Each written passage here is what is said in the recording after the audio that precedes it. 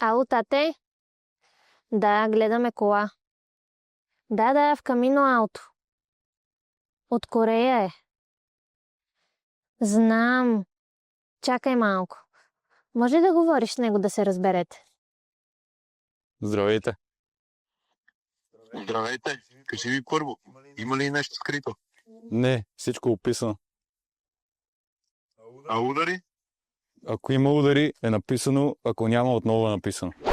Младеж? Аз съм виждал много коли с хартии. Прав сте. Документите сами по себе си не значат нищо, ако не знаеш откъде идва. Точно.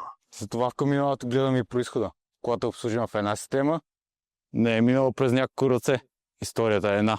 Котета, понякога баща ми разбира, не значи да ти каже какво да правиш, а да ти позволи да пораснеш.